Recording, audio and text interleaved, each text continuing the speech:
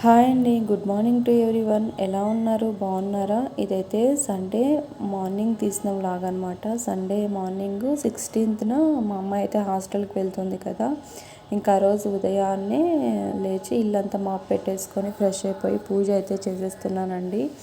ఇంకా పూజ సామాగ్రి అంతా కూడా క్లీన్ చేసుకొని ఇలాగైతే పూజ చేసేసుకుంటున్నాను అనమాట.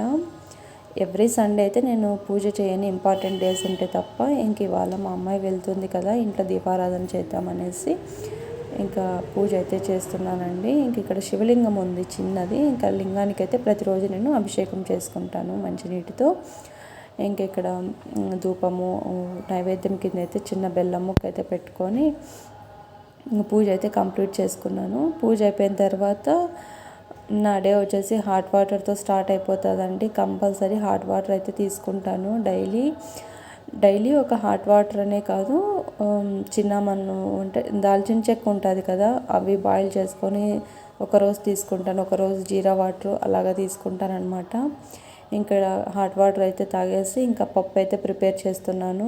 బ్రేక్ఫాస్ట్ అయితే ఏం ప్రిపేర్ చేయలేదండి. తనైతే పప్పు రైస్ చేసేసేయని చెప్పింది అనేసి, ఇంకెలాగో కొంచెం బాక్స్ తీసుకెళ్తాను కదా తన కోసము అనేసి ఇంక పప్పే చేస్తున్నానండి.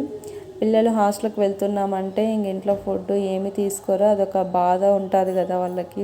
వెళ్తున్నాము ఇంకా మరి ఎప్పుడు వస్తాము అన్నట్టు. ఇంకా మా అమ్మాయి కూడా బాధలో ఏం తినలేదండి. ఇంకా అందుకోసం అయితే కొంచెం బాక్స్ అయితే పట్టుకెళ్తే అక్కడ నిదానంగానే కొంచెం తినిపించచ్చు అని చెప్పేసి పప్పు అన్నం అయితే చేసేస్తున్నాను. ఇంకా రైస్ కూడా పెట్టేశాను అనమాట. ఇంకా పప్పుకైతే ఇక్కడ ప్రిపేర్ చేస్తున్నాను అంతా కూడా. ఇంకా స్కూల్స్ అన్నీ స్టార్ట్ అయిపోయాయి కదా, ఇంకా మదర్స్ అంతా ఫుల్ బిజీగా ఉంటారు కదా ప్రతి ఒక్కరు కూడా. స్కూల్ స్టార్ట్ అయినాయంటే ప్రతి ఒక్క ఇంట్లో హడావిడి ఉంటుంది కదండి పిల్లలతోనూ. ఇంకా మాకు కూడా రేపటి మండే నుంచి అయితే మా బాబు కూడా స్కూల్ స్టార్ట్ అయిపోతుంది. ఇంక ఇవాళ అయితే మా అమ్మాయిని హాస్టల్లో వదిలేసి వస్తాము, తనైతే రేపటి నుంచి స్కూల్కి పంపించాలి. ఇంక ఇక్కడ మా అమ్మాయి కూడా ఫ్రెష్ అయిపోయిందండి. ఇంకా ఫ్రెష్ అయిన తర్వాత తను కూడా రెడీ అయిపోయి మేమైతే టెంపుల్కి వెళ్ళేసి వద్దామనేసి అయితే రెడీ అవుతున్నాం అనమాట. నేను ఖచ్చితంగా టెంపుల్కి అయితే వెళ్తానండి. హాస్టల్కి జాయిన్ చేసే ముందుగా టెంపుల్కి అయితే వెళ్ళేసి వస్తాను, సత్యమ్మ టెంపుల్కి, అలాగే వినాయకుని టెంపుల్కి అయితే వెళ్ళేసి కొబ్బరికాయ కొట్టేసుకొని అయితే వచ్చి తర్వాత భోంచేసుకొని ఇంక ఇక్కడైతే రెడీ అయిపోయాము. లగేజ్ అంతా కూడా బయట పెట్టేస్తున్నాడు మా బాబు. ఇంక ఇక్కడైతే లగేజ్ అంతా పెట్టేసి ఆటో కోసం అయితే వెయిట్ చేస్తున్నామండి. ఇంకా లగేజ్ ఎక్కువ ఉంది కదా అని చెప్పేసి ఆటో అయితే తీసుకురావడానికి వెళ్ళాడు మా హస్బెండ్.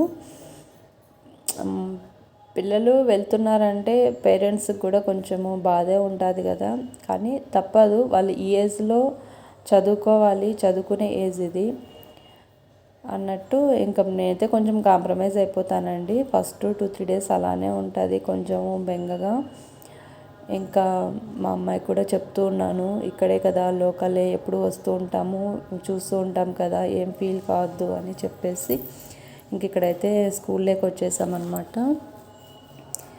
ఇంకా పేరెంట్స్ కూడా ఒక్కొక్కరు వచ్చేస్తున్నారు. అంటే డిస్టెన్స్లో ఉండేవాళ్ళు, లాంగ్ డిస్టెన్స్లో ఉండేవాళ్ళు నిన్ననే వచ్చేసి అయితే జాయిన్ చేసి వెళ్ళిపోయి ఉంటారు.